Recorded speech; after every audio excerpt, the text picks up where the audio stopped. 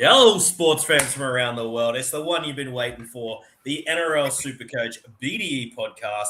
We are the best draft experts, absolutely frothing the idea of going through round one games and the mighty round two team lists. As always, I got the boys you've been waiting to see. You've got the sexy man himself, Lucy Oddman. Hello, Tom. G'day, mate. Thanks for that intro. Appreciate that. Yeah, g'day. I'm happy to be here, mate. The Wires had a big win on the weekend, so spirits are high. I'm looking forward to tonight's potty. Wonderful, mate. And I can see you've actually managed to shut your window tonight. Big things for you. Yeah. Big time. Very Good. Good. Just doing what I can. Very good. Simo, as always, with the broad brim, could even be a Bunnings broad brim in the background, mate. How are you, you tanned-looking man, you? No, the hat's doing well in the background. It's as you can see by the tan, I haven't been wearing one. So, yeah, no, it might go all right, actually, that hat. I might give it a run later. But, no, yeah, how good was the footy, though, just to have it back? I mean, lots of talking points, like almost double the six against than round one last year. So, obviously, the speed of the game is massive. And, like, so many high-scoring games for a round one match. Like, obviously, you had the two games that had 50-plus outcomes. But then you also had just like that Rabbitohs-Dolphins game to finish the round was also mega high scoring. So could be a good year for SuperCoach if that's how it's going to be. Absolutely. And if the Finns keep giving us defensive efforts like that, they'll be one to target towards the end of the season. Wowee. Some of our absolute beastly loyal listeners have joined us, gentlemen. So we're going to do a quick g'day. Dom, as always, is manifesting BDE merch for 2026. Love your work, mate, and stay tuned. Might even bring out the BDE Dom edition. Love your work. Our man Jared. Hello, sports fans. Love your work, Jared. Good to see you, mate. Mate, this is one from X Fame. Simo, one of your loyal listeners, mate. Saran, he's a regular over there on X. Actually, he's got a few questions in tonight, so good to see him here. Let's go. He says, very good. We've got Lock It In back. Welcome back, sir. Sad you boys haven't discussed your home league teams and how the auction panned out. Boy, have we got some news for you. Jump into the last potty, mate, and you'll see a little recap in there. Didn't quite get the tech off the ground for the big one. Our man Cletus. Welcome, Cletus. Good to have you. Listener League extraordinaire. Good day. Very good from Saran. G'day all. Where is Cal? Very good. G'day, Cal. Oh, he's not here. Hang on. He's not here. We'll save it. No, Lock It In's right. Like I'm pretty sure he means like our actual league, like our home league. Oh, the auction league. Oh my, not the podcast league. Yeah, I've whiffed. So if there is still some demand for that, we can share that across. I'll make a note of that. Lock It In. Thank you, sir. Thanks. So that I can read. Awesome. The League of Records. Sorry, mate. My bad. You're giving it to me now. I hear, and he's going hard on me. Love your work. All right, boys, we have some games to get into. So for our listeners tonight, we are going to go through each of the matchups as you demand. We'll be mixing in some of the questions from X and the Book of Face. We'll also talk about some of the buy lows and sell highs as they appear. And we'll also talk about early injury replacements and suspension replacements. Also, for those who got Bulldogs on the bye this week, tough team for the Kiraz owner. Tough to replace him, for example. So, all right, gentlemen, a shot at redemption starts us on Thursday evening of two of the worst sides in round one. Bronx have straight away brought Ezra back in. Wow, what just a revolutionary idea not to play two 36-year-old aging halves who have no threat to come into the halves and wonder why it didn't work or Reece Walsh had no space. Now, gentlemen, called it in about 5 minutes. Well, this is going badly. The space chewed up for Reece. We saw it at the start of last year, gentlemen. It's all bets are off for every Bronco if they persisted with that. So let's hope this is real. Let's hope Ezra plays. I'm then a green light on some outside backs here, gentlemen. So start any of the four, in my opinion, in this game. Very happy with that. Start Ezra. Obviously, you can wait to see if he plays, but absolutely can. Quick one, gentlemen. Adam Reynolds, if you got him on your platoon halfback or in a deep league, like a 12-teamer, a quick thumbs up, thumbs down. Could you start him here, Tom? I'll give him a go this week, mate. You also got Galvin on bye too, so Galvin only maybe. Yeah, good shout. Simone? Oh, I'll go thumbs down. I'm not.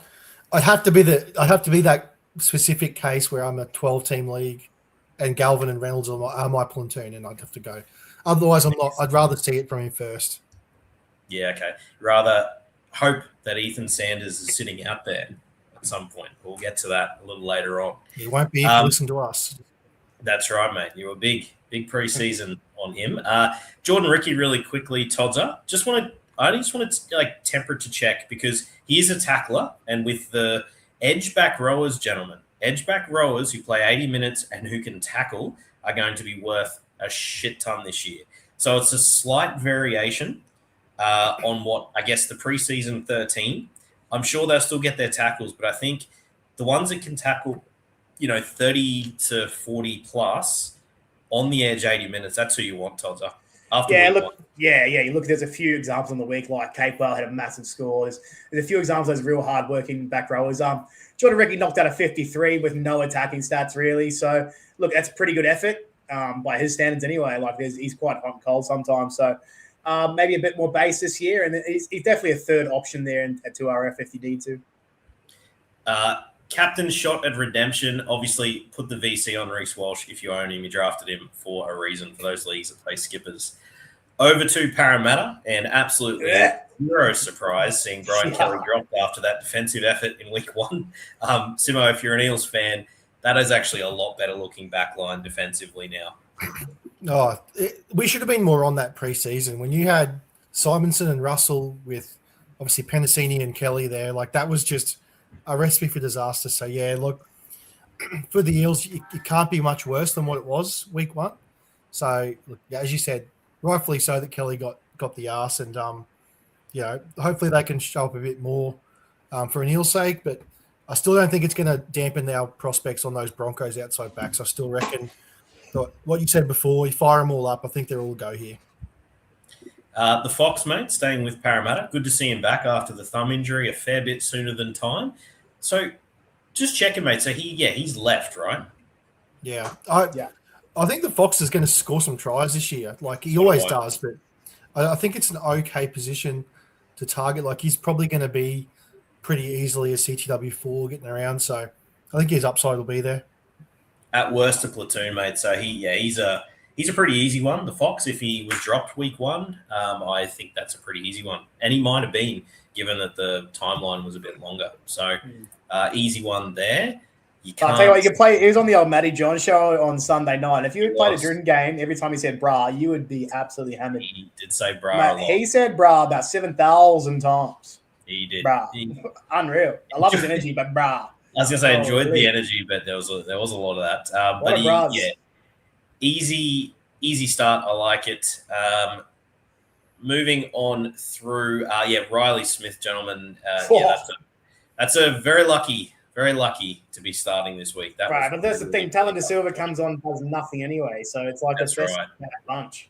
But let's be fair, mate. That was very tough to watch, and you'll notice the theme. I think hookers, the distribution or the service is so important for SuperCoach, gentlemen, to get the first receiver into space to allow the backs to do their thing to get us the points we want. Right when some of the passing, like for example, when Chrissy Randall went into hooker to replace Verrills after he came on. Oh, my God. I mean, Verrills was stink-ass too.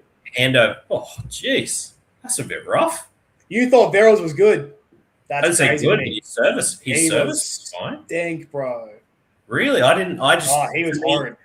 The reason why I made the comment, Todd, is the noticeable drop in service once Randall. Oh, yeah. No doubt his service is better. Like, he didn't have a very good game at all. I thought he was average.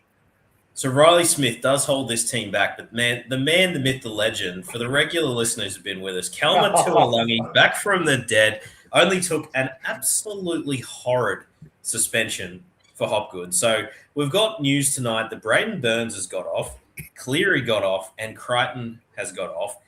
That Hopgood one is the one that lands him. Could have had him 2 weeks if he had have challenged it. Simo, you were as fired up as I was, old son. Terrible. Yeah, I didn't like.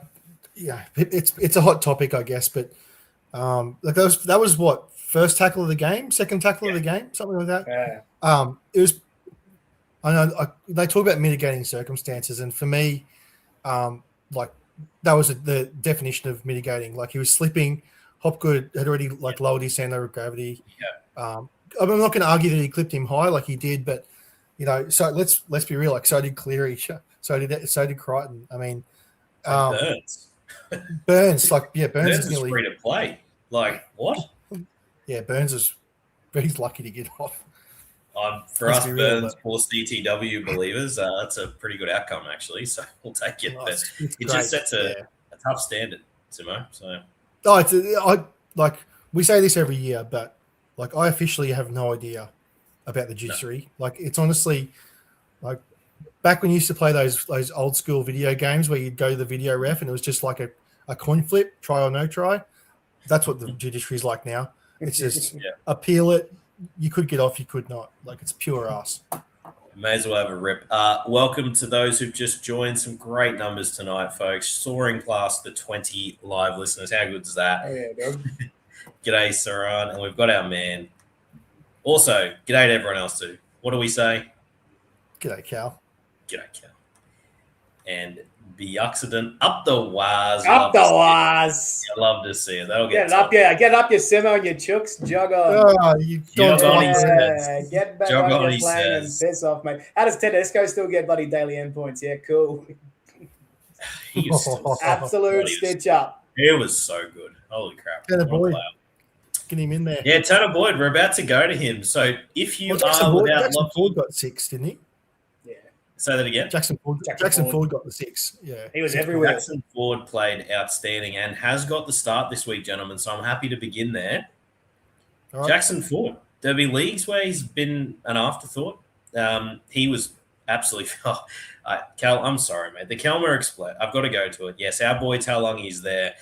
You'd be a bold person to play him this week, mate. I would say, but he'll sneak 80 and hit some upside. They'd get injured most likely. So. But no, back to the Waz. Todza, obviously you'd be bursting, mate. The boys, that forward momentum was awesome.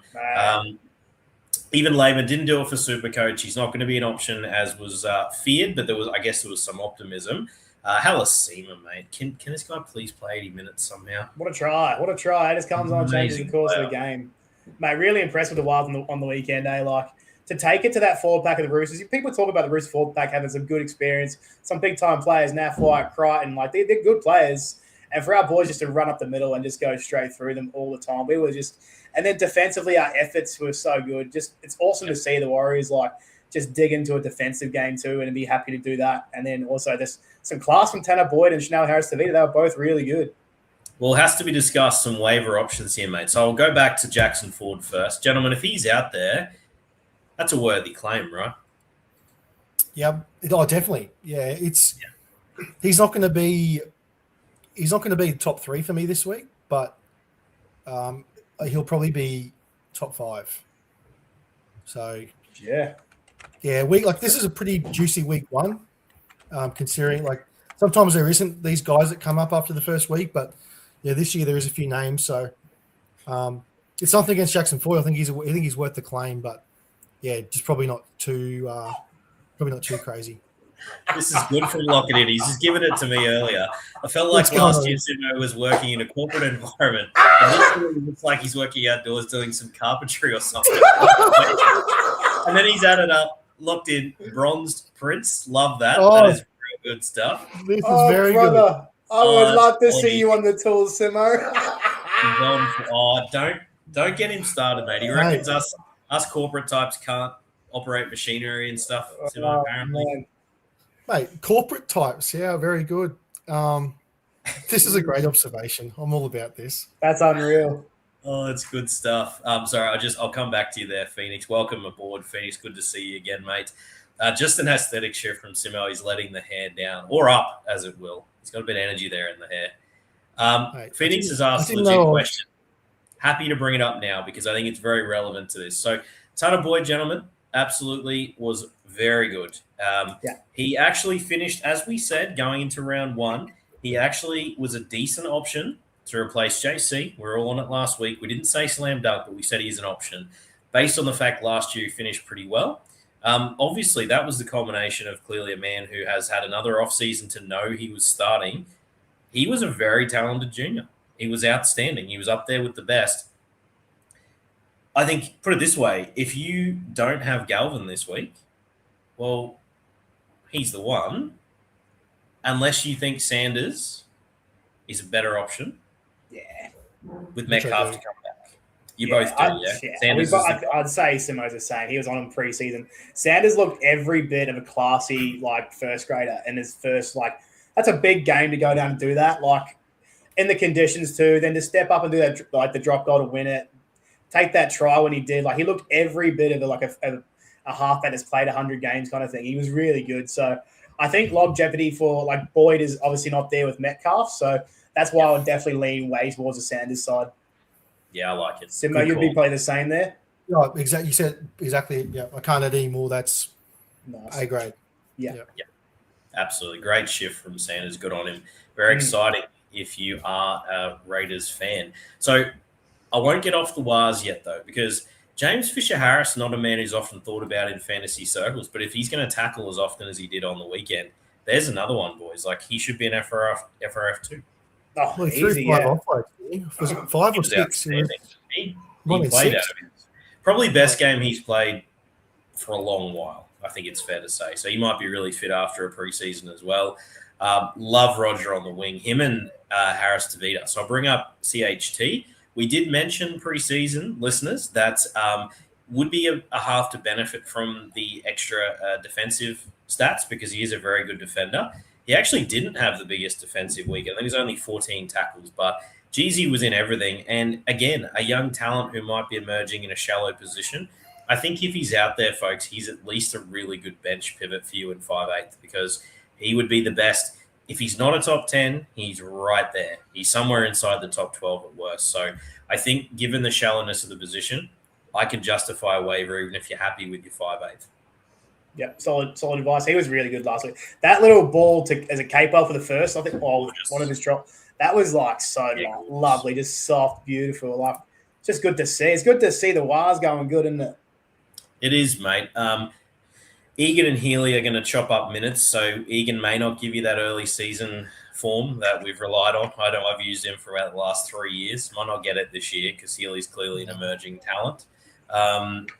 Aaron Clark, not quite what you're after. Minutes weren't fantastic, or I guess at least on par-ish from last year. I still think better time to come, I'd like to think. Surely gets busier in defense, but bit of a strange game. I thought he would have done better in a game like that. So with the space, low ball opportunity. He's a proven gun last year. Scored a sub 50. Owners might be looking to offload for one of those sort of 2RFs you may have hit the jackpot with last week. Could be that. Tozo, I'm going to put my the tent peg down, mate, the flag down, and say I actually think you really want the 80-minute edge over the 13s. Based on it's a very small sample, but I feel like you want the tackle guy who still has the upside. The accumulator there. So if Aaron Clark was tradable for one of those options that I'm talking about, I'd rather be on that side of it personally. Okay. I know that's very aggressive, but give us a player then? What sort of player in that criteria you've just said? Yeah, so trying to move it. So someone down. Obviously, 1-for-1 makes it a bit harder for me to sell on this, but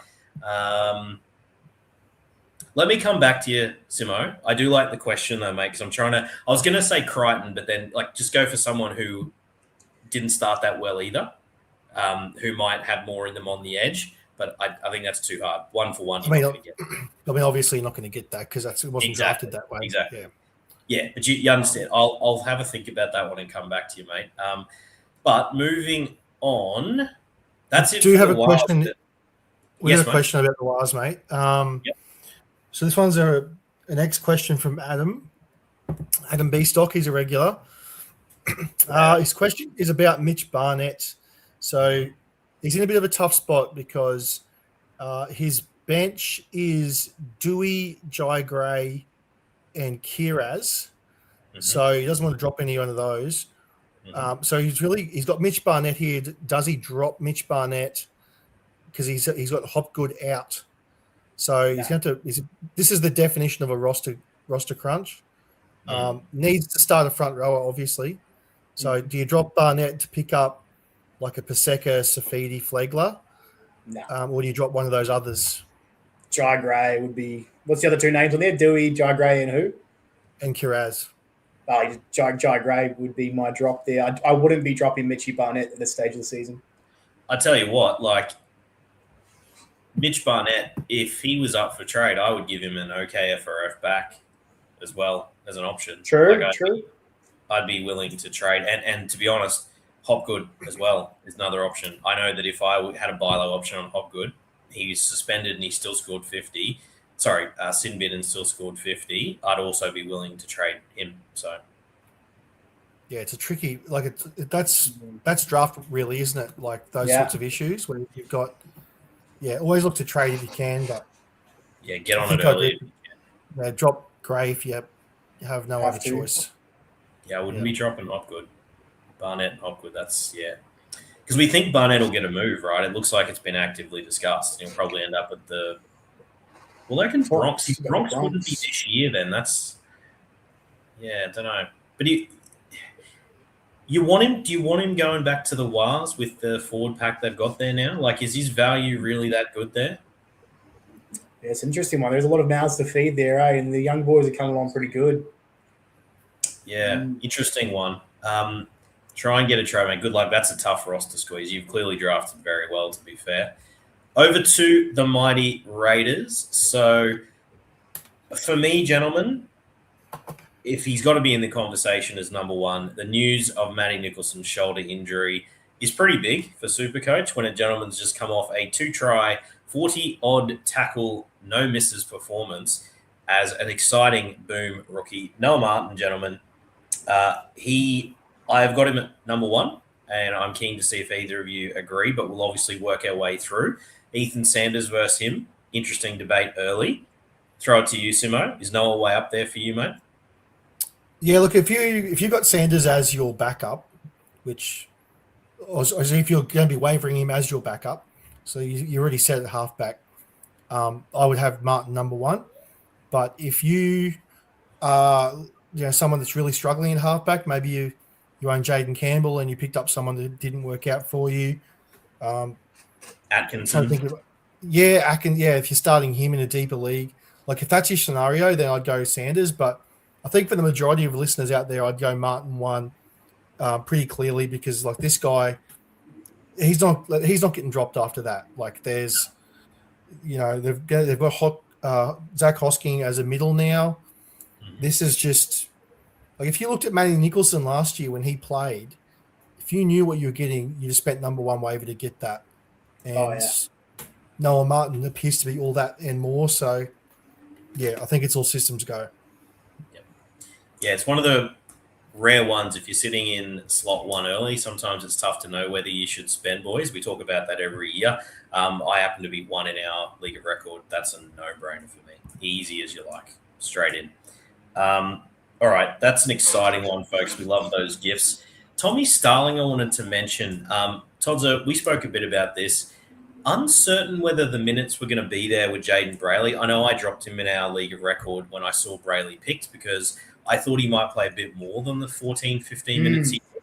Tell you what, if Starling does stick with 65, then he's still an incredibly viable option. Oh, no doubt. Yeah, even in a tough game like that, tough weather conditions, he was great around the rock. Getting 60 minutes of Tommy Starling, that's what you want, really. So Brayley came on and serviced well, but he looked a lot bigger and looked stronger in defense. But I don't think he's going to get any more than 20. So, I'll be all about Tommy Starling. And sticking with you, Todd, tell me how wrong I was having Noah Martin number one when Morgan the Beast Smithies was there for us in number 8, mate. What have I done wrong? Yeah, man, Morgan Smithies, what a guy. Let's talk about him. You can keep that. You can keep that.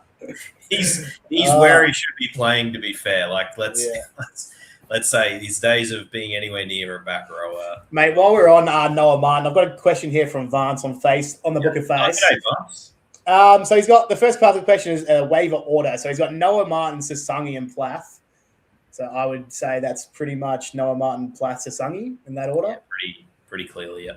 Probably all around there. And he said, the second part of the question is, do we see Sasangi moving into Noah Martin's second row spot once Tomoko returns? No, sir. I think No Sungy chance. is Mr. Fix-It, a fantastic version. Would I love to have him at the Knights? Yes, I bloody would.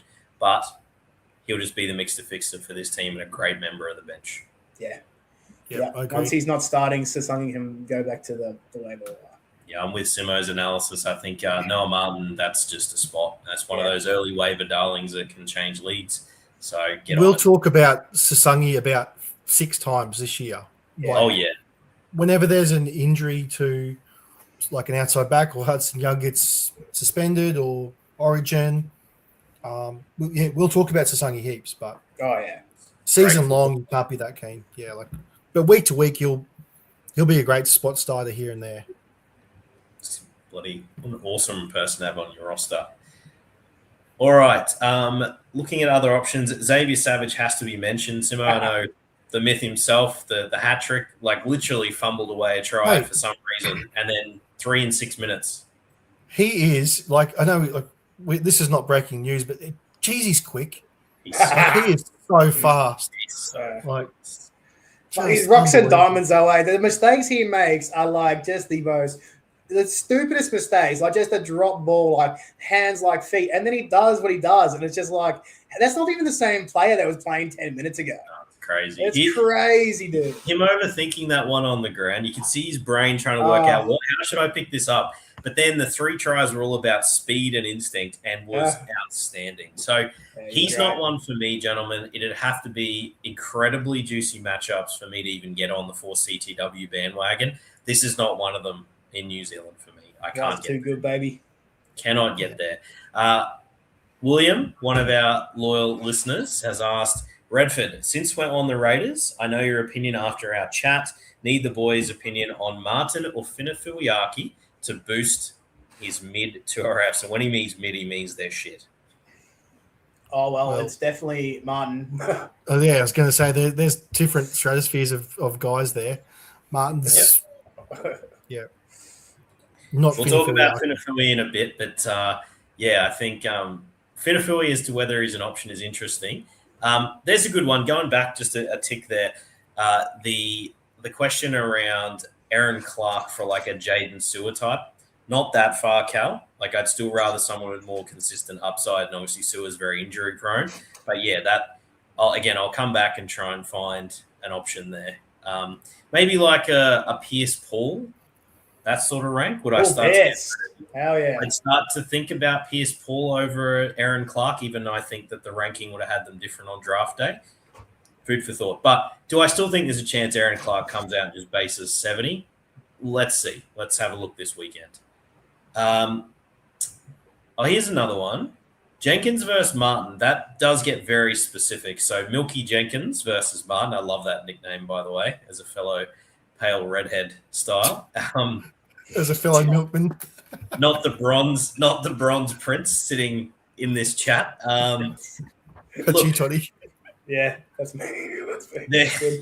Does not belt that much of a tan either, to be fair. Jenkins versus Martin. I've still got Noah Martin for me because Jenkins, it's still too uncertain. With Tungo just not even stood down. He had some personal reasons going on. I mean, Jenkins was great, but he did this last year. So Noah Martin, at least for a good chunk of the season, is looking good. I'll come back to that one because we're not up to that yet. Just not sure of that question here. So I'll come back to that one as well. That's it for the shouts for the Raiders. Moving on down to the very disappointing Roosters versus an outstanding effort from the Bunnies in attack. But Jesus, the Finns. I mean, Todzo, we're big Finns fans, mate. Where was the intensity in defense? Yeah, you can't defend like that in the NRL week 1, mate. There's just no effort, nothing. It was really they let him points last year, but there was times where they were really good. You can see the way Wilfie was working with them, they were getting that hardness about them. But this just wasn't it this week. They just missed the intensity. So they'll be looking to bounce back this. The Dolphins will be looking to bounce back, but I'm pretty excited for this Roosters versus Rabbits game. AJ to break the record, that is going to be a men's moment, eh? Should be a banger, mate. I love that he's come out and said, I don't think they can arrest everyone. Yeah. But wait a minute, it's not our game. It's not our game. There's players get on, bro. That's a tough one, man. Like, you'd obviously not want to be the first because that's your risk of getting, tackled by a security guard and seeing as inciting the crowd. But you'd love to be about like 50th in. Just go for it. Anywhere from the 50th person to the 40,000th person, that's where you want to be. I think that's your sweet spot. You just wait to make sure it's all on. But hopefully everyone's safe because, touch wood, that can lead to some pretty dangerous situations, to be fair. But they looked good, the Bunnies. Cody Walker did look good, did a couple of magic things. They had a lot of space. The Roosters, they're probably a pretty soft target. With Spencer Leniu now on the shelf for a while, and I think that was a big reason they struggled last week. Geez, they had no punch up the guts, the Roosters. I feel like the Bunnies may feast again here. It's hard to think they won't. Simo, help me out, mate. Tell me your Roosters have got some more spine in them. Yeah, look, I'm always a bit glass half empty when it comes to the Chooks. As you know, like that combination of Cherry Evans and Nat Butcher, that was just a highway through there. Like, if Kurt Capewell, if he can hit that gap and just not get touched in 2026, then there's something wrong. And that like Johnston could break the record in the first half easy. Like if that's how Cherry Evans is going to defend, like that, they're not going to contain Cody, Fafita, Latrell, AJ. It's just not going to happen. No chance. It takes a lot to turn around, but hopefully Robinson he's made changes there, obviously with CY Wong coming in. So, the Roosters have to respond. They can't be as poor as they were week one. What's the go with Connor Watson's betting 50 on the pine? The New South Wales Origin player, like he can offer something in that first 50 minutes. Why is he not playing 13, Simo? I actually am a little confused by this. Yeah, like the fact that I thought he was a chance to get named there week one, maybe. So do I. Like an outside chance. But then obviously they went with Steep, and now this week, they've relegated him again in favour of Egan Butcher. All players. How is Egan Butcher ahead of Fiketti, Steep, and New South Wales player Connor Watson? It's Egan Butcher. This is crazy, dude. I think Robbo is losing the plot. Mate, some of the Roosters group chats are so good. They're just like, the Butcher boys must just lend their mum to Robbo once a month.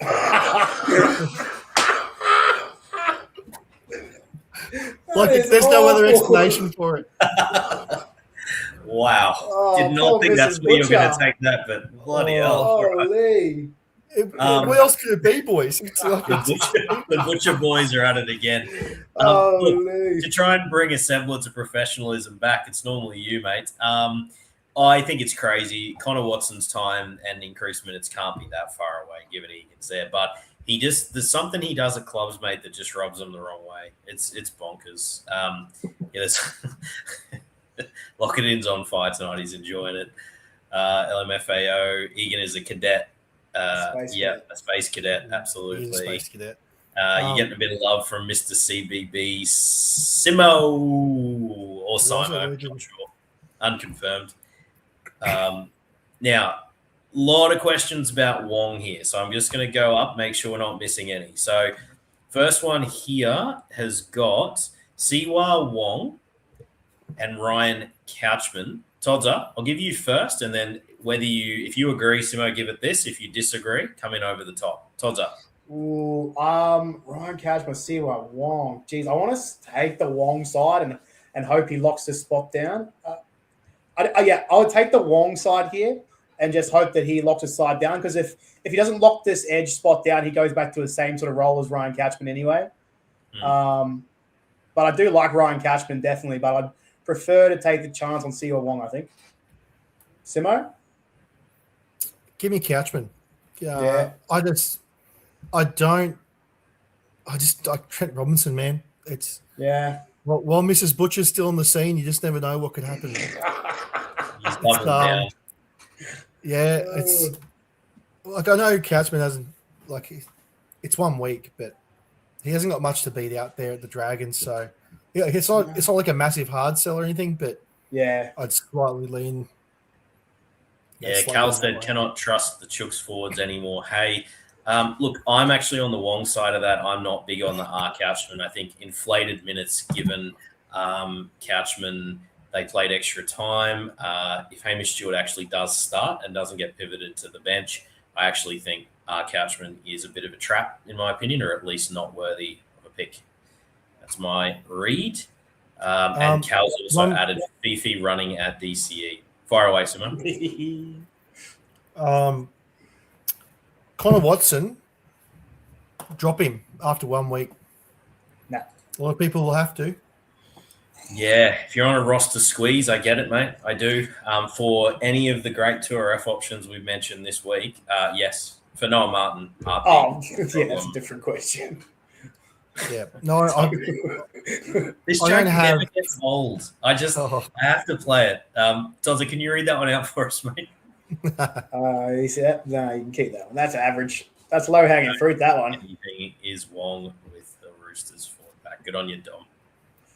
He's your number one fan, Todd. What are you doing? Yeah, but that you need to pick the game up, mate. That's rough chat from you. Keeping it going, gentlemen. I think I want to discuss a couple of CTWs here. That one I did make a little shout out late before preseason is I think Billy Smith with the new scoring is going to be decent. Played one of the best games he's played in the NRL in terms of real life. He was outstanding. That center, he was up against an absolute mannequin. Leah Tower was. Bro, what was he doing? Tower. He was not strongly a tower. That is true. But Billy Smith, I think, is a decent enough for CTW or platoon option. Campbell Graham, really quickly, Simo, a guy you flirted with preseason. You did actually give you credit. You thought there might have been something there. 2 tries for 70 odds, a little disappointing. However, there's a red hot chance he's involved. So I'm thinking platoon 4-5. Yeah, he's like a super low end waiver if you needy. But I think he can be had as a free agent in most leagues. Like probably. It's one of those weird ones. Like you're right. Like I was sort of on him, but 72 with 2 tries. It's hard to really feel like that's victory lap worthy. It's more the opposite. So it's just a back to the status quo. I think he's just fire him up when you need a bit of like maybe a bit of upside. I think he can get 2 line break tries instead of one that was just given to him off a drop ball. But he's not like a super hard sell. He's just a low end waiver. Shout out to all the live listeners that have joined. Great numbers tonight. Thank you very much, BDEs. Quick run through the rest of them. So Bronson Garlic, at least he was decent enough. Keon was amazing. Fifi is going to have a good season there on the left if he can stay fit. Cameron Murray, really quick, could be a draft steal, was always a chance. If he's going to get the third man in stats, as we thought he might, he is going to be the new Nathan Hindmarsh this season and go very well. All right, hopefully Robert Toya comes back because that will add to the defensive prowess of the Roosters. Yeah, and we've mentioned Siwa. We've gone through that, gentlemen. All right, keep on moving through. Tigers versus Cowboys. Now, hopefully we've got some points here, folks. Macassini playing centre. Luke Laulili on the wing. I would fire up Macassini in this matchup. I would have preferred him on the wing, but I still think it'll be fine. Your preseason prediction, the Cowboys being pretty mud here, Tots, I think is going to look pretty good. Oh, yeah. This is going to – I think the Tigers are going to go pretty well this year, but this could be a massive score. Like, if they just fire, Taylor May's looking real fit. If you haven't seen any for the listeners, they dropped a 2-part series on YouTube, the Tigers, and it sort of follows the young kids in the preseason. Macassini's one of them, and, oh, man, he is a specimen, eh? He is an absolute specimen, the kid at 18. So I'm excited to see him go around. But, yeah, I'm excited for this one. Yeah, so obviously we're assuming most have their Tigers and they just sat them down for last week in readiness. So I won't say any obvious waivers. But I guess really quickly, any thoughts of Jerome Luai if you were, for example, Matt Burton owner? He needed a 5'8". We'll talk about a couple other obvious waiver options coming up, but maybe as a free agent, Jerome? Either? Yeah, yes, no? Nah. Yeah, I can't do it. Can't stand him. Didn't hate it preseason. I'm curious about that. Could be one of those ones that actually works. All right. We've been there so many times. That's true. He's had like very minimal relevance, but if he ever has, it's playing 5'8". So anyway, That left edge is pretty crazy, actually. Now I think about that's what it's the left edge. Fanu, Just teammate, yeah, dude. It's all going to be down there, and it's going to look pretty good a lot of the time. Taylor May, if you are a believer, I have got to think it's going to be a good season. It Didn't just hear me preseason. I was a believer. Holy. Wonderful matchup here presents as well. So Purdue has remained in the centers. Persist with him. I think better times to come. Probably a pretty good matchup too, to be fair. Braden Burns, as we mentioned, got off. So somehow, if you've got it, you're playing this week as well. Drinky with the rib injury. Was good to see him goal kicking, though, as we thought would happen. And obviously with Clifford at 6, good to have him in your side. Really quickly, Helam Lukey, outstanding. I am rooting for that guy as hard as anyone. You want him to have an injury-free season. Like the kid, he looked outstanding week 1. So just stay fit, please. The rest of it, Sam McIntyre, anything there at all, Simone? No. No good? All right. Ruben Cotter, plotted along, won't even plot enough probably to be relevant, even with these changes. No good. That's hard to do. Like, that's... It is. I just don't know what's happened to, like, the first year Ruben Cotter, when he broke out, he was hooker second row eligible, and he was just so good. I don't know what the Cowboys have seen to change that. But, you know, like he's such a different player at Origin. Like I know a lot of people are. Like Dane Gagai is probably the poster boy of that. But, I mean, it's just on Todd Payton for not getting enough out of him. Like he should be scoring so much better for Supercoach with the minutes he's been getting. He's a better player than what he's been showing the last few years. And, yeah, like I don't disagree with you. Like he's not really relevant as it stands. But, like, it's just such a blight. It's a bit sad. It's lower energy. Reed Marnie, big risk here. Sonny Luke actually named in the 14 is not what you want to see, gentlemen. Red hot chance he will get spelled. I think he's a little harshly done by sometimes, Reed, in terms of, he overplayed his hand. He had one kick that went dead in 80 minutes, and that's what everyone latched onto. It's just overblown. People love to latch onto that stuff. But he played pretty well for most of that game. Cowboys were struggling. Go Forward was terrible, and he tried some things. But, yeah, really, I'd be very nervous being a Reed Marnie owner. So I quickly will throw out there, if Tommy Starling is out there, gentlemen, would you be investing a waiver in him if you're a Reed Marnie owner? Yeah, I don't mind the play. Probably. It wouldn't be a high waiver, like maybe like a 6 down kind of waiver. No, I wouldn't be going crazy. Yeah, start thinking of other options because if he does... Damien Cook. Little was a chance of coming back this week. We'll cover that. Now. I don't know how much he's coming back. Hamstring. Yeah, it was apparent rumor he was going to come back this. So yeah, not even extended this week. So no, this week I'd be happy to fire up Cook. But Cookie's good for this week. He'll tackle the house down as he did last week. Over to the Dragons versus the Storm. Early victory lap. Was he Lachlan? I thought he got demoted. I think there was talk of him being 14 and he ended up in the 18-19.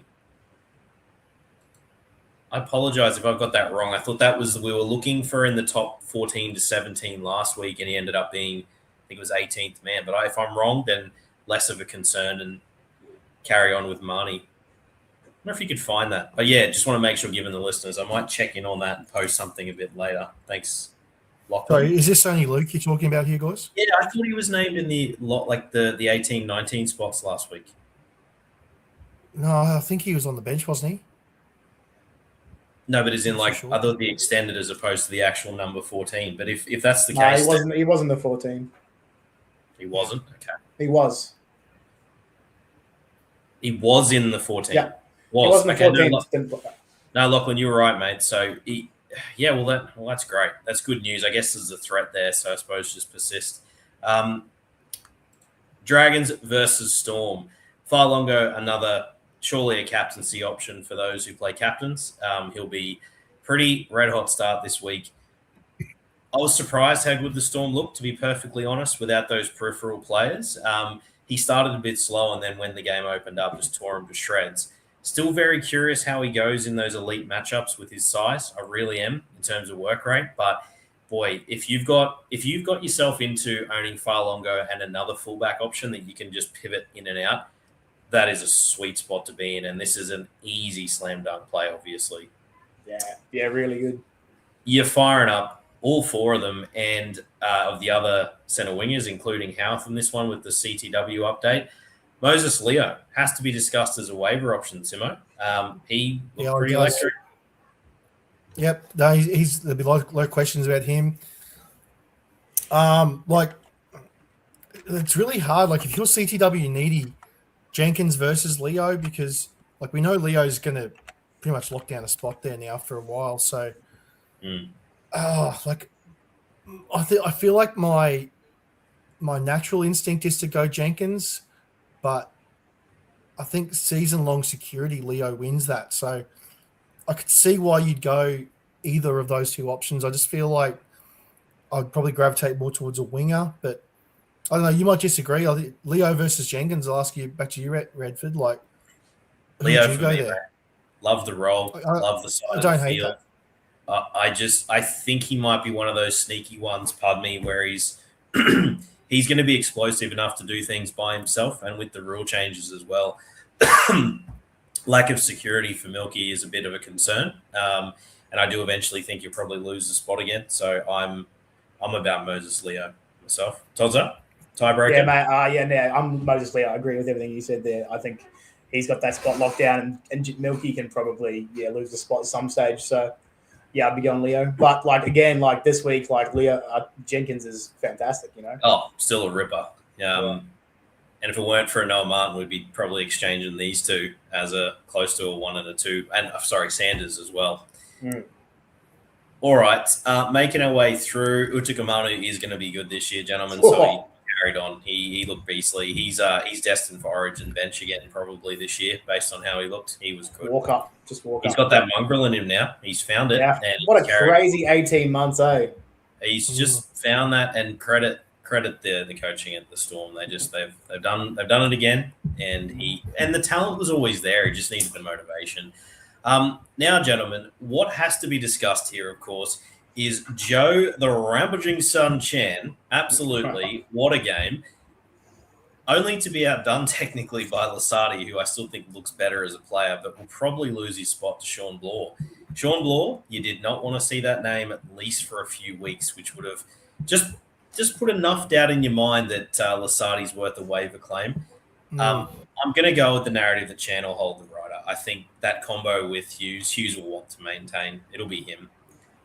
Joe Chan versus Noah Martin. I know the answer to that, but is Joe Chan just behind him in the Tour F stakes, gentlemen? No, look, he probably is second, but I don't feel very good about it. Like, there's a big gap. Like, I'm spending number one waiver on Martin.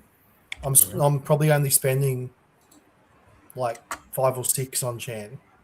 Okay, maybe, and that might be generous. Like, Joe Chan, he'll probably punch out 80 minutes most weeks, but I'm still not sold on his base, to be honest. I just think there's a chance we're overreacting to one game against a terrible Parramatta team.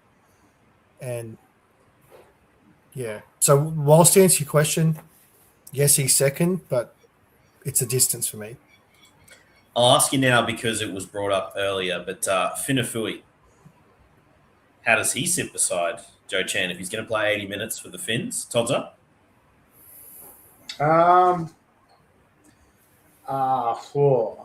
think I'd still prefer Joe Chan there. I think there's real similar things with Finny Fuiaki, like Oren Keeley's sniffing around, Gilbert, Plath coming back, like Jeremy Marshall King come back, Donohue's a bit injured now. Like, there's still plenty of mouths there to feed. I'm not locked in on Finny Fuiaki having an 80-minute role, so I think I would take the upside of Jerome Hughes and with Joe Chan, but that's just how I'd go. I'll ask about the other Finns edge player when we get there. So are we of the opinion, gentlemen, that I like a free agent pickup for Lasardi, and you can start him this week and then just see how you go? Should be owned, but or extremely low-end claim if you are, for example, the Kick-Hour Preston owner and you just got a bit of a roster squeeze. That's fine. Yeah. But I think sorry, Simo. Oh, yeah, you've just answered one of the X questions. It was Chan versus Lasardi. Who are we going in? Job security says Chan, so we'll go with that. Yep, absolutely. All right, over to the Dragons. Spirited effort but I can tell you this for free. I don't mind owning one of their forwards to try and accumulate. But if I was the Val Holmes owner right now and I could get back a decent haul, I would be doing that. He is not going to win you many games this year. He will be good enough to get you at least a try assist or something due to centers being, getting that those extra points. But the lack of confidence I have in those halves to create and the molasses that was Clint Gutherson means, happily move on, gentlemen. Not interested in really anything here. I would be selling Val if I could get good money. Yeah, the forwards, on the other hand, they're going to tackle a shit ton. So if you can get them right, you will actually be, there'll be viable starters. So Toby Couchman, he's going to get his. He'll tackle his way to a standstill. Jaden Sewer will be he'll be decent enough, as you know, until he gets injured. Hamish Stewart, if he can get the start, he did enough off the bench as well. So they're all kind of like low-end upside guys who can just fill spots, but not a lot of excitement for me here, gentlemen. Any disagreement, I suppose? Not really from me, mate. It's the Dragons, Do want to see Hamish Stewart get more minutes, and I think if you drafted him, it's just to hold and see how he goes. Didn't hurt. He had a 54 last week. Agreed. It's just a long season, isn't it? Like, you got to remember that. It'll be interesting to see what happens with them 5, 6, 7, even 10 weeks from now. Like, do they stop giving Luciano the same minutes that they have once they start getting a few losses? Yeah. Like you mentioned Stewart, obviously the Cashman brothers. Like, there is a bit of a youth movement they could turn to at some point. Yep. Which I reckon Shane Flanagan will do at some stage, but like obviously he's going to see how the season starts first, but it's weird to say youth movement with the Dragons when you've got Gutho still hanging around at fullback. But at least in terms of their forwards, they will share it around. Dylan Egan to come back to somewhere in sort of 6 to 10, who's a talent. So stashable player for me, gentlemen, if you've got the room, but it's obviously a bit away yet. Andrew Keaty, welcome, good sir. Boys, CTW options in order, please. Milky Jenkins, Timoko, Chester, and Leo. I'm going to use the responses of the gentlemen that we've given so far. So I think tiebreaker, we had Leo ahead of Jenkins. Chester's definitely last. The question I want to ask you, Todd, the first is, does Timoko go ahead of those two or behind? And that is a ripper of a question, by the way. It is a ripper of a question. I would like to slot Matt Timoko in at second behind Moses Leo. I just think that he will come back into that spot. And this new format where we're seeing that third man in tackle, a bit of upside, don't mind what Sanders is doing. So I'd be having Timoko as a second behind Moses Leo. That's how I'd do it. Yeah, the round 26 might just be the tiebreaker for me. That's bloody close. Yeah, that's crazy close. CTW, like Timoko's a CTW 3-ish? 3-4? Probably. Simo, that's a flip of the coin. I don't really care. They're both, all three we've mentioned are good, and one of them doesn't play 26. So. Well, yeah, remember, I had Jenkins first, so I'd leave Jenkins first. I'm a bit more optimistic on him keeping a spot longer term, but so for me, it'd be Jenkins, Timoko, Leo, and then Chester. But a pretty clear gap between those first two. Like Timoko, I think he's being slept on a little bit, but once he gets back and playing, like this scoring system should help him a little bit. Mr. CBB, if Sasangi plays well, particularly in defense this week, I'd be a very nervous Timoko owner. Respect the opinion, sir. I actually think if you picked up Timoko this week, I think there's a red hot chance he just gets switched to the start and Sasangi plays on the bench. That's actually how I read it when I saw it today. Just a little annoying that you've got to wait and find out. So I think with them losing Nicholson too, like that really helps Sasangi go back to the bench pretty easy. Yeah, it does. There is a spot right there for him. So this is the fun thing about fantasy, Mr. CBB. You can be spot on correct, mate, and you get to come back and absolutely crow when you're right. So good luck, sir. Yeah. Beautiful. All right. Let's move down, gentlemen, to Saturday evening game. Panthers versus Sharks. Bit of a rip schnorter here, and we get to see likely the Sharks flop against quality opposition. That's a bit harsh because they did a lot better last year against better teams. And Mr. CBB, you're all wrong and stupid, says the Sasangi owner. Absolutely big fan. Big fan of that. That's good work. Just insult us, listeners. That's what we love. So, yeah, get to see if the Sharks can really step up in a big game. It is going to be a tough one because the Penny Panthers up and in defense was fantastic. So, tough one for Supercoach, gentlemen, because this feels like grindy. It really feels like a grindy affair.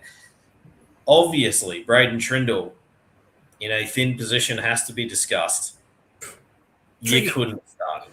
There's not a chance I could start him this week and be confident. There's a sub 20 coming in here, boys. Oh, boy. We called him we were all over him last week, but he's back. He's going back to the sewers this week. I must say, if I was going to play devil's advocate here, I did love that both the way they were following each other across the pitch, like both halves, is something that I think is an improvement from previous, because very hard to defend when they were flowing and they had that go forward as they did against admittedly a hapless side. It did look pretty, I must say, and it would help with that up and into the Panthers. Free agent by all means, and if you're really needy at 5'8", he could be. I'll go this far. I think based on what we saw of the Sharks week 1, he can form a platoon at 5'8". So if you've got, say, more of your solid guys like your Harris Tavita types, even Burton versus Trindle in certain matchups, I think he's good enough for that. So if you've got the luxury of burning a low-end claim to pick him up, I'm fine with it. Absolutely fine. But we're not advertising a really high-end claim by any stretch. No way. No, look, it's crazy that in 2026 we're saying that Trindle has a bigger upside than Matt Burton. Like, I'd have lost my house 2 years ago. Yeah. On us sitting here saying that, but yeah, here we are, and like I don't disagree with it. Like, it was just proven in week 1. So yeah, Burton's game has gone backwards, sadly, and I don't know why. It's confusing. The gameplay just doesn't pass the ball anymore. It's confusing to me. So all that talk and defending him as a 5'8" star of the future, I put my hand up and say, got that one wrong. He'd be pretty exciting in a centre position. I'm now there. I wasn't for a long time. So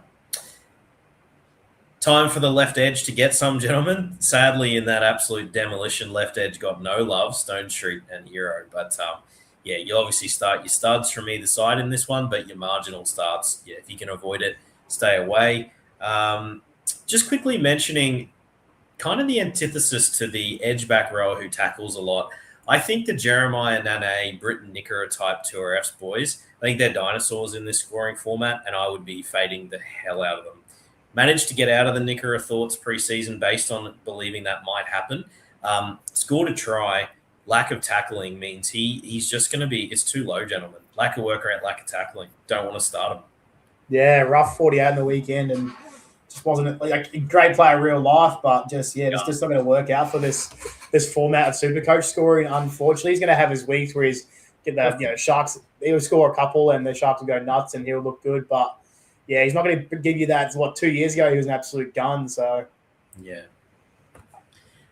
Now, just jumping in, couple of questions. So Phoenix captain Hero over Teddy. So that's tough. That's tough. Hero looked like he could have easily gone left and he'd be looking at 100 plus, but not captaining Teddy is a tough one.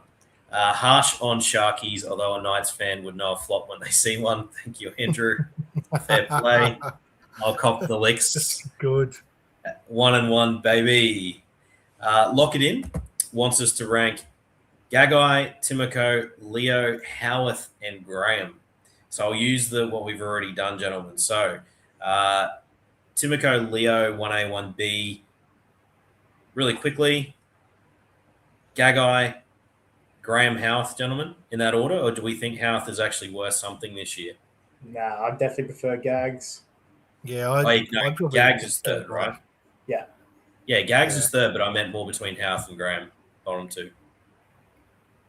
Oh, I'd rather have Gagai over Leo personally, and I'm not a Dan Gagai fan in any stretch. Yeah, okay. Yeah, sure. I won't argue hard against that. He's proven commodity, and probably the attack, especially when Fletcher Sharp's playing, is going to look pretty good over there. Yeah. Fair enough. Just really quickly, Howarth, Graham. Campbell, Graham. Yep. Yeah, I think so. Yeah, fair. All right. Penrith. it's really just we've talked about Jenkins. I would much prefer Alamotti playing wing gentleman for his fantasy prospects. I think that's where he does his best work. Gone terribly for Alamotti owners. Yeah, it's not been good. It's just like you drafted him at a price point of him playing wing. Yep. And now he's not.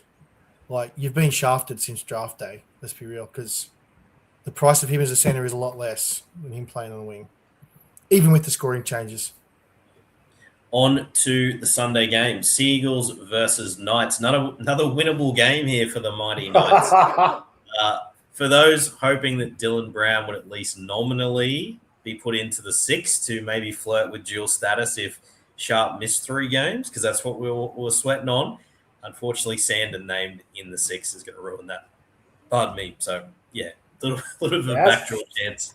Dead. Bullshit that is. That's what that is. Absolute Gonskis. Sneaky little buy-low for me here, gentlemen. Jermaine McEwen, Barry Toohey did mention preseason would likely get eased in this year. He didn't have his best game, to be fair, but I still think his 80-minute role is coming. He might be someone that's very gettable based on the 42 and the minutes. I think he's just a sneaky one. I still think he's a very talented player. Who you running at 5'8", Toddy, by the way? You got Dylan Brown, obviously. Yeah, I'm running Jake the Snake Clifford this week, maybe. I don't know. It's going to be 5'8" roulette for the Toddy Lloyds. It's good. I've heard that...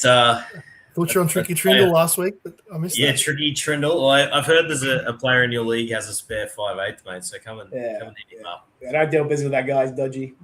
He's a good fella, I've heard. Phoenix Crossland, 240 20s to make his score look inflated, plus the injury. Probably a mirage, and thankfully for us, Verrills owner, Verrills is fit. That's all I'll say, because Phoenix was looming large. All right, Dom Young, gentlemen, just quickly.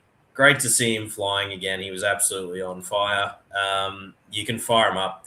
Manly's defense is going to be atrocious this year in dry conditions. We called it. Their halves, sure, I guess they mounted an unusual comeback, but are they Tom Trbojevic dependent. Oh, my God.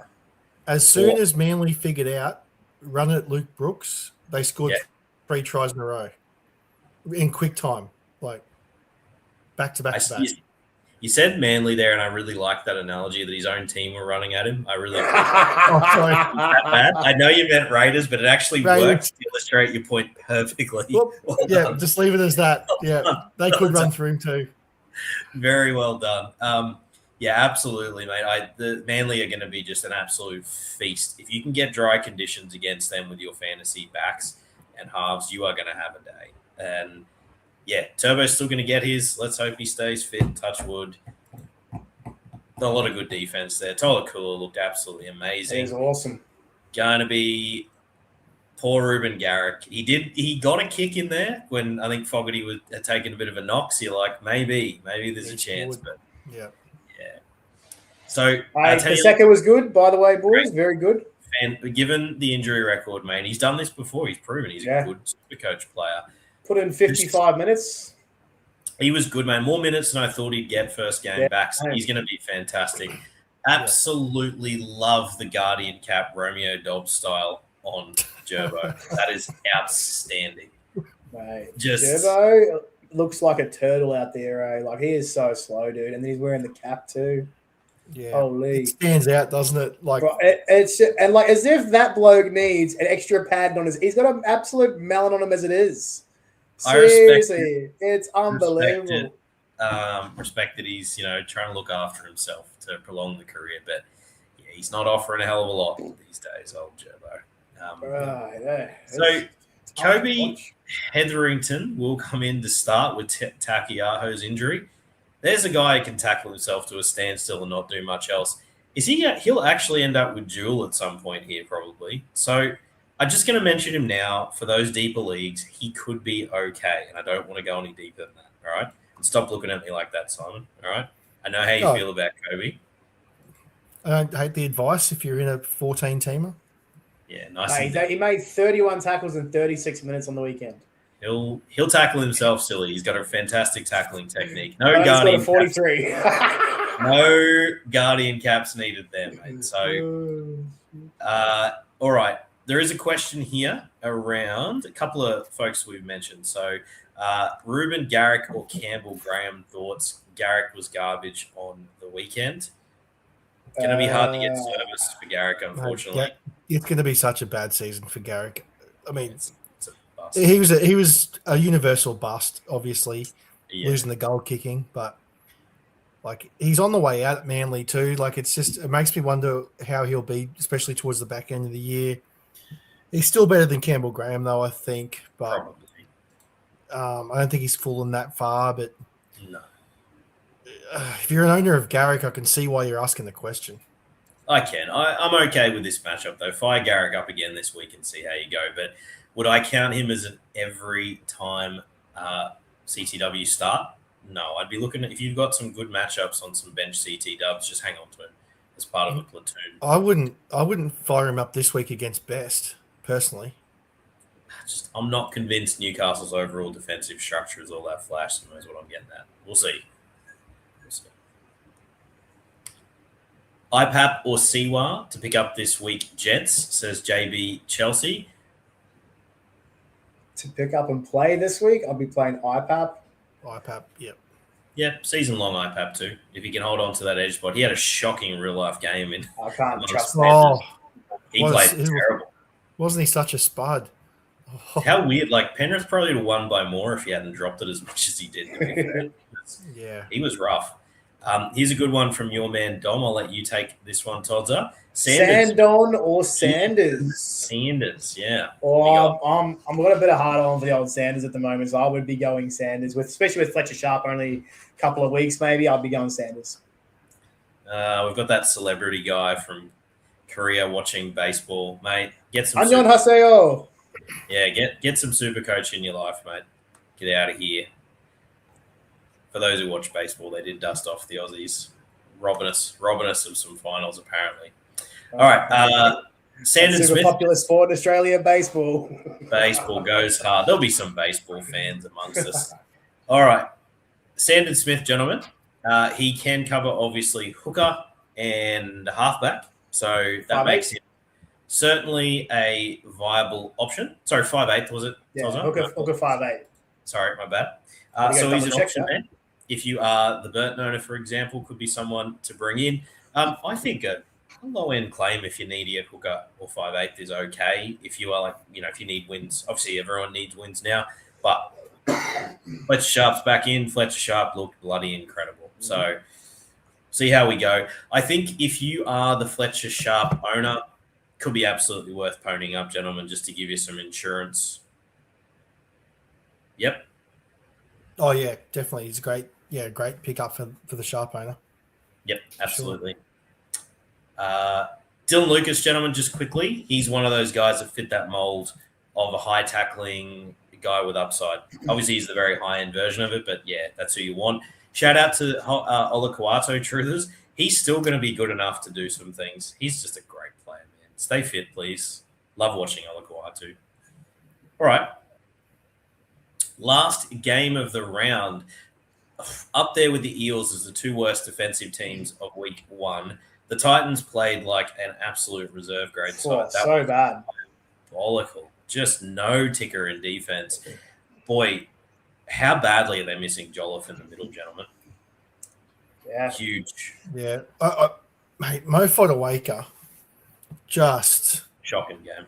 Mate, every time we want him to stand up, he just doesn't. Like, he does this to us so often. It just it's so frustrating. Like, he looked all right again back last year, Simo. We thought, okay, here we go. There's a good player in there. It's just, I don't know what it is. Just never seems to pan out for him.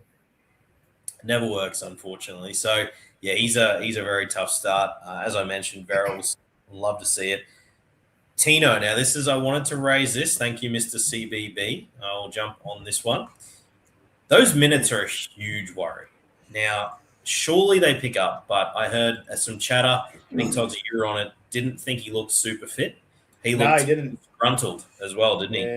Yeah, he didn't look like a happy guy on the weekend. It looked really gassed, and I think he needed the break, to be honest. So I still think he's going to be an absolute stud. Like I wouldn't be sort of selling him off or anything like that, or looking for trades. I do like the sort of going out and trying to get him if you can, because he does have that pedigree. But I do think he'll work into the season a bit better. And look, they need him to play. I just thought that the Gold Coast, they just seems really small. They weren't physical. Mo Fott was average as. Like having Chris Randall at lock, like it's just not enough. When you play Chris Randall there, that's they're going to be small. Gentlemen, I've got to say then, I know he already been stashed in many leagues, but I wouldn't be dropping Cooper Bye if you got him on your bench, because at some point he looked fantastic. That was the only time they looked damaging. He gets way more minutes this week. Like they already hounded the bloody coach last week about his minutes. Like he'll get 40 plus this week, and he'll look incredible. And they just need to start him, dude. Yeah, like how long Lachlan says, how long till he starts? It'd feel like it can't be miles away. Standing behind the post for half his stint didn't help his score. That's absolutely fair. A little bit brutal. That'll happen this year, though. They're in. But I also think, gentlemen, I called it. I almost didn't. I wanted to even fade Kinney, to be honest, from the classic side. JC completely changes the outlook of this entire team, just on paper. What threat do they possibly have to score? Is it Brimo doing his little scurrying thing across the field? Brimo was average, man. He did just terrible. And Lachlan Ilias, like. But JC, this is the thing. Campbell changes the outlook of this entire side. He knows how to link to get Fifi on for upside. He has a way of linking the whole team, and he's a threat to run. They'll look completely different. So I wouldn't, as you said about Tino, I think until JC comes back, Todzer, there's going to be a wonderful buy low window for Tino in about 2 weeks' time. 3, maybe, just not the week when JC's due to come back, but the week before that is when you want to pounce. And I think Tino is probably going to be had for a steal. Yeah, probably. Arama Howe could have scored 3, but was very unco once he got over the try line. That was a little bit funny. But I actually thought defensively he was terrible, and Patson would come in, but he's held his spot. So go, son, FRF2, get him in there. Yeah, he showed something. It's more than what some of the Titans did. He did. Philip Salmon keeps he screams middle for me. Like, he doesn't scream edge player. He doesn't have the lateral ability to play on the edge defensively. Yeah. There's one of the tries he literally tried to shuffle across and wasn't great. You have him coming on like as opposed to Tuaki Simpson, like Simpkin. Like I'm happy with the Titans, and then you put Patson and get Cooper in there. Like they got some stuff there to work with. It just seems so disappointing. They looked all right preseason, hey. Yeah, that's JC, mate. He's the factor. I also had to have a giggle when Max Fine finally had a run at some point in the first half towards the end, and I was like, Max Fine, when did he start playing for the Titans? So, just he screams PNG. A little bit. Over to the Finns. So we've got a question there I saw about Trey Fuller. Now, Trey Fuller has been linked with the Super League. I was reading at some point today, which is interesting. Just the thoughts, but that's the thing, Todd. If they throw actual cash at him, he probably would be keen. The big spending Super League, like he's got to be on more here than going over there. Yeah, I mean he's only a bench. He's not been signed on a full term like a big fullback deal here. So, and he's 28, Todd. He's got to make his coin and get a start soon. He just going to do that Bevan French stuff. They just go over there and just be the best player in the world. Oh, he would be untouchable for the was it the Man of Steel? You would think. Yeah. For about 3 or 4 seasons. So, interesting one. If he was dropped to your question, Andrew, I would be stashing him, absolutely. Right. And if you're the Hammer owner, 100% get on. William, I heard today that Hammer had 8 runs. He wasn't anywhere near involved, but I do think 8 runs. I think similar to Todzer, they were just on the back foot defending all game and doing it so good. That was terrible. Yeah. I just didn't realize it was so little. That seems like you're a starting fullback in NRL. 8 is not enough. Especially when you move like him. Like, imagine being able to move like him and then having 8 runs. That try he scored as well is just ridiculous. Like, you can't defend that. So, with everyone's reaction on Garrick, would you trade out Garrick for Rocks and Diamond Savage? No. Nope. No, not that far. His star has not fallen that far. All right. Just the rest of the Finns, Flegler didn't do much. Tommy Gilbert was terrible, and what a ridiculous lack of discipline at the end of the game. Don't know what he was thinking. Tommy Gilbert, boys, surely I know he's come back, but oof. Also players that didn't look very explosive, even though I know that's not his go normally. Would you agree, Simo? It even looked... Oh, he looked very plotterish. Oh, yeah. It wasn't great. But No. it's, as you said, it's not his game, but No. yeah, it wasn't a great week one for a lot of the Dolphins, but yeah, he was both captain real life and captain of that team as well. I think it was Tom Morgan Smithies Gilbert, if ever I've seen it. Yeah, Morgan Knowles was much better. He's a bit of a plotter too. I mean, a little better than Gilbert, to be fair. But okay, the edge back rowers, gentlemen, need to be discussed. Connolly, Lemuelu, and Finafiliaki. Now, we already did some rankings with Finafiliaki earlier. Your man, Todza, Lemuelu, not sure of his first name, if you want to give us some of that action. Konalalu Lemulalu. Yeah, he's Yeah, that's the one. He's flattered to deceive so many times, and I think he's the first one probably to get chopped. That's been the historical moment. I can't get around a waiver claim for that reason, even though I love the player.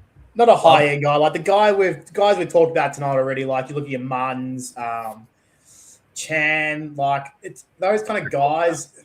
Yeah, like it just always screams with Connelly that he's going to get benched, and it just sucks because I just wish he would just get an 80-minute role, but he just doesn't. And it's just not. I don't think the Dolphins going to be that great either. So yeah, not for me. You pronouncing that makes me so happy. And yes, Phoenix all over it, mate. We were on Finafiliaki watch last year to finally hit upside, and watching him get over was not lost for me, Simo. Oh, same. Oh, you know I was watching this. Yeah. You knew. I'm so glad that someone else has picked this up. I was all about it, and that's a good pick up, Phoenix. So loyal listener, mate. Love your work. Look, I thought he looked pretty good, and I think he's a better chance of the 80. So I'd have Finafiliaki ahead of Lasardi, but behind Chan myself, and I'd have him ahead of your man, who you mispronounced again there a moment ago, Todd, which made me really happy. Koleli, yeah. Changes every time. Just that bloke. Lemuelu. Canelli Lemuelu. Canelli. Holy crap, that's so good. That has got me. So yes, all right. I think we're in agreement there, gentlemen. Now I don't agree. I don't agree with Connelly being behind Finafiliaki. Really? Nah. Okay. Give me Connelly every day and twice on Sunday. Like, I just don't like. We saw a whole year of Finafiliaki being absolute passenger. Like he's finally hit upside. Yeah, that's great. But I'm not anointing him as anything special just after that. Like Connelly, Lemuelu. Canelli. I'm just going to call him that forever now. Like whenever he's started and played 80 minutes, he's been fantastic for SuperCoach. And he was the same on the weekend. So, yeah, there's no way I would take Finafiliaki over him. Yeah, upside's bigger on Canelli because if he, in fact, does keep the spot, we've always been a fan. They find a way to drop him, and I'm worried. I mean, it would be hilarious if Tom Gilbert played on an edge based on how he looked game one. Don't get me wrong. That's possible. That's possible. But, like, to me, Finafiliaki is just a waiver to RF. Like, Lemuelu is actually someone that I want to start. And if he gets dropped, then so be it. I've lost a roster spot. But, like, I'm not going to roll out Finafiliaki for 45 points every single week and be happy with that. Yeah, okay. Yeah, I get it. I think the increased tackling may have helped him a little, and I do also like that he's got Katoa's side. And I wanted to mention just how sumptuous that ball was from Katoa, that double pump one out to the wing. Oh, my God. Katoa's going to have to do that a lot based off last year. It didn't happen once for Finafiliaki. No, that's fair. But that was something else. Like, what a pass. Holy crap. But I also want to point out, gentlemen, that I would be getting on the Titans for an upset here based on the fact that Brad Schneider is playing 9. Hopefully Max Plath comes in for the Dolphins fans because the service of one Bradley Schneider and his defensive prowess means that's rough. That's very rough. All right, gentlemen. that got us through the games for the week. There's obviously going to be a lot to discuss. So love that we've had so many listeners chiming in and stick with us. Quick recap of the waiver order, gentlemen. So I'm going to read out. I was putting it together as we were going. Noah Martin, number 1. Number 1.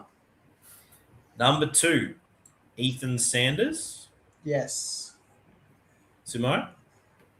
Yep. Yep. You can pick your poison. I think we had to throw in Timoko. Jenkins for me, but yeah. Timoko and Jenkins very close, but either very close. We did you and I liked Leo as well there, Todza. Yeah. So we are getting close. The order there, Timoko and Jenki, very, very close listeners. Leo, a good option. We didn't mind some lower end. Simo's pretty big on Lemuelu, or at least waiverable. Joe Chan in there for us as well, gentlemen. So they're another 2 that are very close. I'd have Joe Chan. I think that's our tiebreaker. So I think we had Chan ahead. Chan, yeah. Yep. Siwa Wong was a notable mention as well. I think they are it, gentlemen. There was some situational ones in there, but in terms of our actual order of priorities, I think that's a pretty good list. We did say Jackson Ford. Sorry. I was going to say, if he's out there, I do think he was owned in a lot, but no, good shout, Simo. So Jackson Ford would slot in before the 2 CT dubs or after? So after Timoko and Jenki. That's close. After. Yeah, I think after. Probably just, yeah. But a very good option in there as well. All right. Happy with that. Now, just checking in, gents, before we wrap up. Any more questions on X, Simo, that were missed? A couple of quick ones, I believe. Yep. There was a hooker one. Coruscant or Simpkin?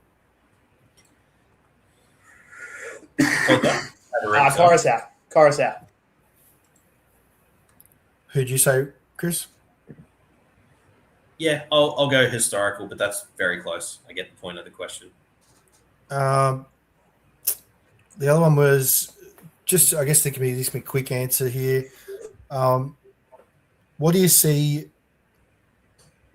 Cody Walker, Trey Mooney, and Hylam Lukey averaging each? So I guess we'll start with Cody. What do you see Cody Walker averaging, Todd?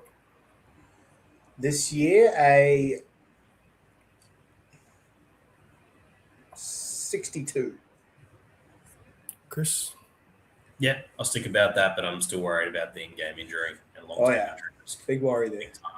Yeah, it's more the games played, isn't it? Yeah. Yep. I'll say 59. Trey Mooney, Todd? Trey Mooney.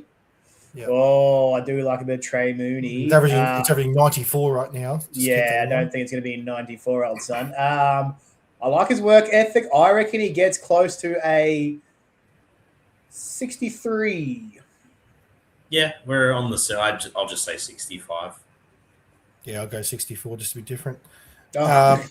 This is a top tier. Lukey. The price is wrong, bitch. Yeah, keep going. Hylam Lukey. Yeah. Oh, I like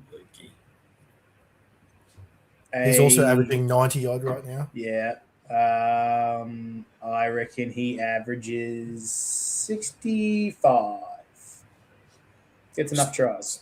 A really good 60, like a good version of a 60. I think he'll base in around that sort of like 48-ish, and then he'll punch some tries to get him up somewhere around 60. I will say 65 and a half. Wow, so we're pretty big. Jeez, we're rooting for him. Come on, mate. Yeah, bro. He looks good, man. Yeah, he does look good. Last one here is start Jai Gray or Buller this week. Bulla Vanaka. Oh, yeah. Buller. Bulla Vanaka Vakalevu. Phenomenal matchup. Big fan.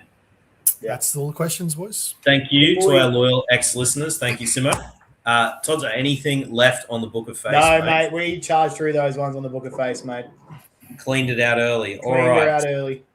Very quickly, as the listeners demand, we've got a wrap-up of the Listener League. And I believe, as Lockett-In said, we owe them some auction breakdown, which we won't do at the end of this potty, but I'll try and find a bit of time Todd's, maybe if you've got a little room, mate, we just do a quick fire up. Mate, I swear on draft night we posted the draft board, to be perfectly honest, on the page. Yeah, we did something, but maybe we there is a post. Maybe lock it in if you look at the Facebook page, mate. We'll see. If there's any more analysis you want, hit us up with some questions on Facebook. There you go. Good shout. Yes. All right. Listener League, Todd's up. This is your segment, old son. This is me. All right. The Listener League this week. I got absolutely flogged by Simon. He put it up to me 800 points to 698. So that was really good. Enjoyed that for a week one. Redford, you went down to the Bearded Dragons. He put up 1,002 points against you. I'll say Damien Cook 105, Tommy Jenkins 104. Latrell Mitchell 113. That'll do, old son. That'll do. I'm okay with how I scored, mate. Like, considering I had to start locking your list, it was you only lost by 250 odd, mate. You're right. Yeah. All right, Adolf Fittler. He went down to Wet Hair Nico on a bit of a low scoring one, 769 to 788. Don't go chasing Kurt Falls. Gets a sneaky win over SJ's Revenge, who has taken last year's or the other year's form into account for this year. Cop that, Jared. 729 to 714. Can I just point out that the Connor Watson versus Josh Curran battle of 11 for first 14 is a highlight. Very good. Yeah, good stuff. That holy, what a scummer. Anyway, moving on. Munsters Inc. Jake's put a good team together. He scored 897 up against Sherry's Pies. Not too much pie to be had there for the big dog. He only scored 659, which is actually worse than me, so that's embarrassing. Silkwood Slugs, Kieran, he has gone down to Baxter's Boys. Baxter's Boys back again this year. Put up 841. That rounds it on out, mate. I'll just go to the table real quickly, if I knew where to get that. Bearded Broncos on top of the table. Munsters Inc. in second, Baxter's Boys, and then Simo rounding out the top four. That'll do us for the Listener League, old son. Very good, mate. Very good. It's going to be very competitive this year. Injuries are brutal in a 12-teamer, I must say. All right, one last question snuck in very late. Welcome to the Stanger 73. Alamotti for Jenkins or Leo with job security? And is Plath a trap with the amount of fins, mouths to feed? Simo, we're not dropping Alamotti yet, are we, mate? No, probably not. I don't know. Like, it depends how tight you are in the CTW. Like, I could see a scenario where I could do it for Jenkins. That's sort of being a bit greedy, though, because like the downside of that is horrendous. Is like you've lost. Like if you do that trade and then Jenkins gets dropped, you then Alamotti moves back to a wing. Yep. And you get doubly hated because you've not only lost Jenkins, but you've also now lost Alamotti taking Jenkins' spot. So I probably would just hold with that, but as much as it is tempting. Yeah. And Simo, I actually, just before we go to the second, I wanted to bring up Brian Tor nice and early. Was excited about him and had him aggressively ranked like we all did, thinking he was going to play left wing again, which he did do at the back end of the last, and I think it looked brilliant. Now that he's back on the right, mate, I'm not as keen. I don't agree with that take. The reason why I don't agree with that take is because Dylan Edwards sweeps on the right for the Panthers more than he does the left. Alamotti scored heaps of tries on the right wing last year. Okay. So I don't see why Toto can't do that. Okay. But that's just me. Plath.